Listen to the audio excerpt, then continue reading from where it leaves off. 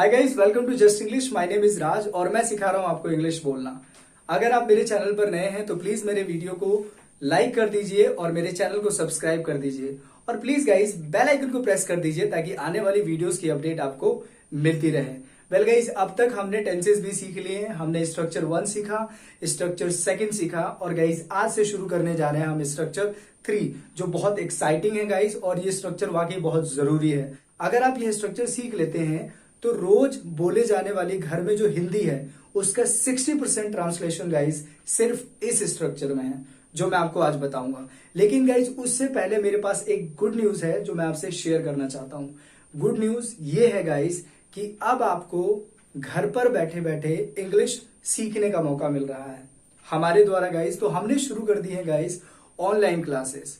तो अब आपको इंग्लिश सीखने के लिए किसी इंस्टीट्यूट जाने की जरूरत नहीं है, ट्रैफिक में फंसने की जरूरत नहीं है, किसी भी वायरस वगैरह से भी डरने की जरूरत नहीं है, क्योंकि आपको बाहर नहीं जाना, आपको घर में रहना है। आप घर में सुरक्षित रहिए और हम आ रहे हैं गाइस वीडियो कॉल के द्वारा आपके यहाँ ऑनलाइन क्लासेस देने के लिए। तो गाइस अगर आप घर बैठे ऑनलाइन इंग्लिश ज्वाइन करना चाहते हैं गाइस, तो ये रही डिटेल्स।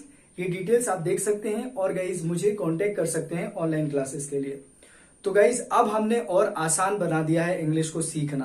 कैसे आसान बना दिया है कि अगर आप किसी भी शहर से हैं, आप दिल्ली से हैं, मुंबई से हैं, चेन्नई से हैं, महाराष्ट्र से हैं, यूपी से हैं या बिहार से हैं, आप दुनिया के किसी भी शहर से हैं गाइस, अब आप सीधे हमसे जुड़ सकते हैं और गाइस ऑनलाइन इंग्लिश सीख सकते हैं। हम आपको ऐसा ही फील कराएंगे जैसे कि आप क्लास में बैठे हैं। हालांकि वो क्लास तो नहीं होगी जो फिजिकल क्लासेस होती हैं, क्योंकि गाइस दुनिया बदल रही है और हमें भी दुनिया के साथ बदलने की जरूरत है। लोगों का पहनावा बदल रहा है, लोगों का खान पीन बदल रहा है। तो जैसे जैसे दुनिया बदल रही है गाइस, हमको भी बदलने की जरूरत है। मैं यहाँ आपका ध्यान आकर्षित करना चाहता हूँ गाइस कि अब शिक्षा का जो स्तर है, शिक्षा का जो तरीका है वो बदल गया है। अब आपको किसी भी चीज के बारे में सीखने के लिए कहीं जाने की जरूरत नहीं है, आप ऑनलाइन सीख सकते हैं। खैर, मैं इंग्लिश का टीचर हूं तो मैं आपको बता रहा हूं, अगर आप इंग्लिश सीखना चाहते हैं तो इससे बेहतर टाइम आपको नहीं मिलेगा, क्योंकि लॉकडाउन में आप घर पर हैं, हम भी घर पर हैं। तो मैं घर से ही आपको सिखा रहा हूं। अब इंस्टीट्यूट आपके घर जा रहा है, तो आप ऑनलाइन क्लासेस ज्वाइन कीजिए। आप जहां से भी हैं, जिस भी शहर से हैं, आपके पास डिटेल्स है मेरी, आप वहां मुझे कांटेक्ट कर सकते हैं और ऑनलाइन क्लासेस से घर बैठे बैठे इंग्लिश सीख सकते हैं। तो चलिए शुरू करते हैं आज की क्लास। तो आज की क्लास बहुत इंटरेस्टिंग है, जो कि मैंने आपको पहले ही बता दिया था। इंटरेस्टिंग इसलिए है क्योंकि अगर आज का स्ट्रक्चर हमें समझ आता है तो आज के बाद गाइस घरों में बोलने वाली 60% इंग्लिश, 60% इंग्लिश जो आप घरों में हिंदी बोलते हैं उसका ट्रांसलेशन इस स्ट्रक्चर के द्वारा बहुत आसानी से सीख पाएंगे। तो दरअसल ये स्ट्रक्चर है आपका A of 3। स्ट्रक्चर है subject plus has have two plus verb की फर्स्ट फॉर्म प्लस ऑब्जेक्ट। इसमें सेंटेंसेस कुछ इस प्रकार से आएंगे जैसे कि सब्जेक्ट को किसी काम को करना है, सब्जेक्ट को किसी काम को करना पड़ता है, या सब्जेक्ट को किसी काम को करना पड़ा है। तो पहला है सब्जेक्ट को किसी काम को करना है। हम लोग बहुत बोलते हैं मुझे यहां जाना है, मुझे उससे बात नहीं करनी है, आपको क्या करना है, आपको क्या लेना देना है, मुझे उससे कुछ पूछना है। इन सभी सेंटेंसेस में लास्ट में आ रहा है करना है, जाना है, होना है, धोना है, उठना है, समझना है, समझाना है। तो ये भी इसी में आएंगे। अगर सेंटेंसेस इस प्रकार से होते हैं कि सब्जेक्ट को किसी काम को करना पड़ता है, जैसे मुझे सुबह सुबह उठना पड़ता है, मुझे अपने ऑफिस का काम करना पड़ता है, मुझे कुछ बच्चों को इंग्लिश पढ़ाना पड़ता है, मतलब कोई भी आपकी मजबूरी हो सकती है जिसमें आप लोग बोलते हैं कि मुझे ये काम करना पड़ता है। इस प्रकार के भी सेंटेंसेस इसी स्ट्रक्चर में आएंगे। अगर आपको बोलना पड़े कि सब्जेक्ट को किसी काम को करना पड़ा है, जैसे यार मुझे तुम्हारी वजह से आज घर पे डांट खानी पड़ी है, तुम्हारी वजह से आज मुझे ये दिन देखने पड़े हैं, कल हमने अगर वो काम कर लिया होता तो मुझे आज ये दिन देखने नहीं पड़े होते। यानी इस प्रकार के सेंटेंसेस गाइस जिसमें सब्जेक्ट को किसी काम को करना है, करना पड़ता है और करना पड़ा है। इस स्ट्रक्चर को सीखने के बाद आप बहुत आसानी से ट्रांसलेट कर पाएंगे। तो चलिए शुरू करते हैं वो स्ट्रक्चर जो आपको 60% घरों में बोले जाने वाली, आम दिनचर्या में बोले जाने वाली इंग्लिश को सिखाता है। तो आप देख सकते हैं आपके सामने ये रहा स्ट्रक्चर जो है आपका A of 3, subject plus has have two plus verb की फर्स्ट फॉर्म प्लस ऑब्जेक्ट। इसमें सेंटेंसेस आएंगे सब्जेक्ट को किसी काम को करना है, सब्जेक्ट को किसी काम को करना पड़ता है, सब्जेक्ट को किसी काम को करना पड़ा है। समझने के लिए सबसे पहले मैंने एक सेंटेंस लिखा है जो आपके सामने ये रहा, मुझे इंग्लिश सीखना है। अगर यही सेंटेंस ऐसे हो जाए कि मुझे इंग्लिश सीखना पड़ता है, या फिर यही सेंटेंस ऐसे हो जाए कि मुझे इंग्लिश सीखना पड़ा है, तो चाहे सेंटेंस आपका ऐसे हो जाए कि मुझे इंग्लिश सीखना है, दूसरा हो जाए मुझे इंग्लिश सीखना पड़ता है, तीसरा हो जाए मुझे इंग्लिश सीखना पड़ा है, इस स्ट्रक्चर के हिसाब से ये सेंटेंस एक ही प्रकार से ट्रांसलेट होगा। वो आपका रूल आपके सामने ऊपर लिखा है, ये रहा, subject plus has have two plus verb की फर्स्ट फॉर्म प्लस ऑब्जेक्ट। तो सेंटेंस हो गया आपका मुझे इंग्लिश सीखना है, जो कि एक अफर्मेटिव सेंटेंस है। तो अफर्मेटिव रूल चाहिए जो आपके सामने ये रहा। रूल के हिसाब से पहले हमें सब्जेक्ट चाहिए, तो सब्जेक्ट मतलब मुझे की इंग्लिश लिख दी हमने आई। अब आई के साथ हमें देखना है कि रूल के हिसाब से हैज़ लगता है या हैव। तो मैं आपको बताना चाहता हूँ, अगर आपको हैज़ और हैव में डाउट है तो हमने लिंक डिस्क्रिप्शन में दे रखा है। जब मैंने आपको प्रेजेंट परफेक्ट पढ़ाया था तो आप वहाँ जाकर देख सकते हैं कि हैज़ और हैव का इस्तेमाल कैसे होता है। वेल यहाँ आई के साथ लगेगा हैव, तो मैंने लिख दिया आई हैव, तो लिख दिया मैंने आई हैव। उसके बाद रूल के हिसाब से टू, तो मैं लिख दिया आई हैव टू। उसके बाद क्रिया क्या है इसमें, सीखना, तो सीखने की इंग्लिश लर्न, तो हो गया आई हैव टू लर्न। और यहाँ ऑब्जेक्ट क्या है, क्या सीखा जा रहा है, इंग्लिश, तो इंग्लिश बन गई I have to learn English. देख सकते हैं आप, ये रही आपकी हिंदी और ये रहा आपका रूल, और रूल के हिसाब से हमने इस इंग्लिश को ट्रांसलेट कर दिया। अगर यही सेंटेंस हमारा नेगेटिव में हो जाए, तो नेगेटिव में क्या हो जाएगा कि मुझे इंग्लिश नहीं सीखना है, तो नेगेटिव रूल चाहिए जो आपके सामने ये रहा। अब रूल के हिसाब से हम इसको ट्रांसलेट करेंगे, तो रूल के हिसाब से पहले हमें चाहिए सब्जेक्ट, तो सब्जेक्ट मुझे है, मुझे की इंग्लिश आई। अब ये बोल रहा है रूल के हिसाब से कि डू और डज लगाइए, तो डू और डज लगाना है आपको। तो डू और डज के लिए यहाँ पर आई के साथ लगेगा यहाँ डू, सो हमने लगा दिया डू। अगर आपको डाउट हो कि डू और डज कैसे लगाते हैं, तो आपको सीखना पड़ेगा प्रेजेंट इंडेफिनिट टेंस, जिसका लिंक मैंने डिस्क्रिप्शन में दे दिया है। अगर आप मेरे चैनल पर पहली बार सीख रहे हैं इंग्लिश, मैं आपको सजेस्ट करूंगा कि मेरी जो वीडियोस हैं आप डे 1 से देखना शुरू कीजिए, क्योंकि हम शुरू से लेके चल रहे हैं। तो जितनी भी चीज़ें इसमें आ रही हैं पास्ट में मैंने आपको पढ़ा दिया है। तो रूल के हिसाब से हमने लिख दिया डू, सो आई डू, और उसके बाद नॉट चाहिए तो हमने लगा दिया आई डू नॉट।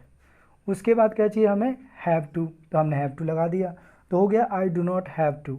उसके बाद क्या चाहिए, क्रिया क्या है इसमें, सीखना, तो हमने लिख दिया लर्न, हो गया I do not have to learn English, क्योंकि ऑब्जेक्ट जो है आपका इंग्लिश है, तो नेगेटिव सेंटेंस भी बन गया। अब यही सेंटेंस हमारा इंट्रोगेटिव में हो, इंट्रोगेटिव मतलब क्या, जो क्या से शुरू होने वाले सेंटेंसेस होते हैं वो, तो सेंटेंस हो जाएगा कि क्या मुझे इंग्लिश सीखना है। तो इसका रूल आपके सामने ये रहा। तो रूल के हिसाब से पहले हमें डू डज चाहिए, तो डू डज लगाने के लिए पहले हमें जानना होता है सब्जेक्ट क्या है, सब्जेक्ट क्या है आई, तो आई के साथ लगता है डू, तो हम लगा देंगे पहले डू, और डू के बाद सब्जेक्ट हो जाएगा आई। उसके बाद रूल के हिसाब से हैव टू, तो हमने लिख दिया डू आई हैव टू, और उसके बाद लर्न इंग्लिश, तो हो गया do I have to learn English. आप देख सकते हैं कि ये सेंटेंस कैसे ट्रांसलेट हुआ है। तो इसी प्रकार से अब कोई भी सेंटेंस जो क्या से शुरू होता हो और इस फॉर्म में आता है आपसे ट्रांसलेट हो जाएगा। अगर सेंटेंस यही इंट्रोगेटिव नेगेटिव में हो तो क्या हो जाएगा हिंदी, क्या मुझे इंग्लिश नहीं सीखना है, जिसका रूल आपके सामने ये रहा। और रूल के हिसाब से इसकी इंग्लिश बन जाएगी do I not have to learn English. आप देख सकते हैं कि ये सेंटेंस ट्रांसलेट कैसे हुआ है। अब चलते हैं सेंटेंस WH में। WH क्या होते हैं, वो वाक्य जिन वाक्यों के बीच में क्या कब क्यों ये आता है। तो क्या हो जाएगा ये सेंटेंस, मुझे इंग्लिश क्यों सीखना है। सो आपके सामने ये रहा रूल, और रूल के हिसाब से हमने इसको ट्रांसलेट कर दिया why do I have to learn English, ये ट्रांसलेशन हो गया। अब यही सेंटेंस हमारा WH नेगेटिव में हो तो ऐसे हो जाएगा हिंदी कि मुझे इंग्लिश क्यों सीखना है, जिसका रूल आपके सामने ये रहा। और रूल के हिसाब से ये इंग्लिश बन जाएगी why do I not have to learn English. तो आपका हिंदी सेंटेंस हो गया मुझे इंग्लिश क्यों नहीं सीखना है, रूल आपके सामने ये रहा, और रूल के हिसाब से इंग्लिश हो जाएगी why do I not have to learn English. अब आप देख सकते हैं स्क्रीन पे आपके सामने ये रहे वो 6 सेंटेंसेस, और ये रहे वो 6 रूल्स, और ये रही वो 6 इंग्लिश जो हमने इन रूल्स की मदद से ट्रांसलेट किया है। करना क्या है, आप चाहें तो इस वीडियो को यहीं पॉज कर सकते हैं और समझने की कोशिश कर सकते हैं कि इस प्रकार के जितने भी सेंटेंसेस अफर्मेटिव होंगे वो कैसे बनेंगे, नेगेटिव होंगे वो कैसे बनेंगे, इंट्रोगेटिव होंगे तो कैसे बनेंगे, WH कैसे बनेंगे और WH नेगेटिव कैसे बनेंगे। क्योंकि सेंटेंस तो सिर्फ 6 ही प्रकार से होते हैं, affirmative, negative, interrogative, interrogative negative, WH और WH नेगेटिव। अगर आपको नहीं पता तो आप मेरा बेसिक लेसन भी जाकर देख सकते हैं जो मेरा डे 1 है। तो चलिए कुछ और एग्जांपल्स लेते हैं ताकि इस स्ट्रक्चर को और बेहतर तरीके से हम समझ पाएं।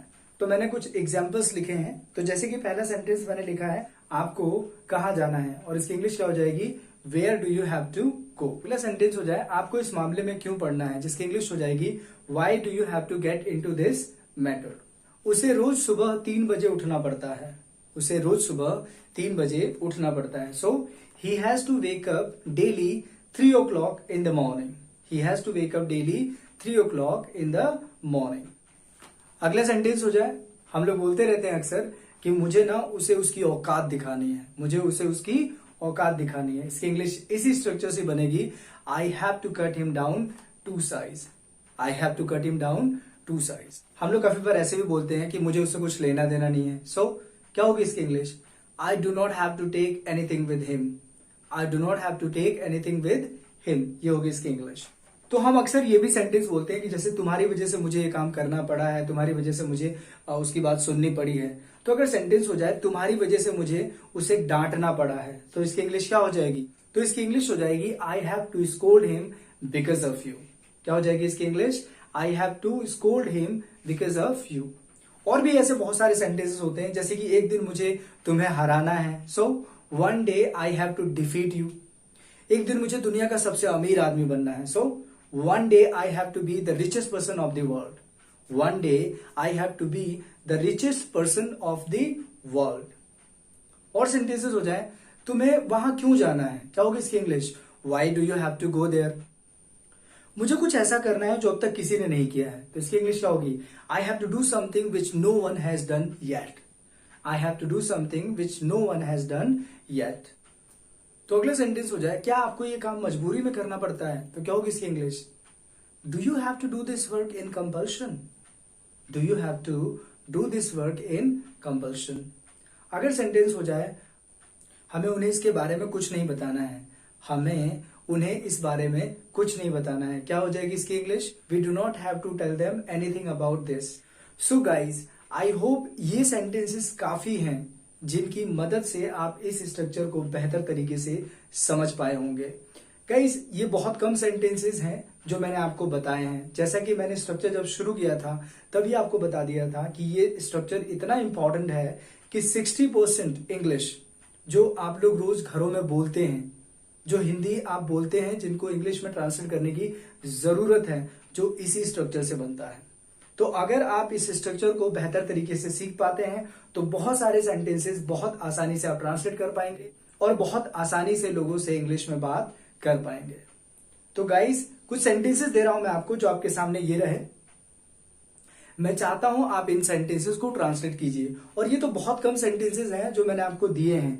आप चाहें तो खुद से कम नहीं भी तो 40-50 सेंटेंसेस लिखिए, ताकि इस प्रकार के सेंटेंसेस अगर आपके सामने आते हैं तो उन्हें ट्रांसलेट कीजिए। अगर कुछ सेंटेंसेस इसी स्ट्रक्चर से हैं जो आपको टफ लगते हैं, आप मुझे कमेंट्स में लिखिए। आई एम श्योर गाइस, उन सेंटेंसेस को मैं आपको समझाने की कोशिश करूंगा। अगर पॉसिबल हो सके तो वही समझा दूंगा कमेंट्स में लिखकर या फिर नेक्स्ट वीडियो में।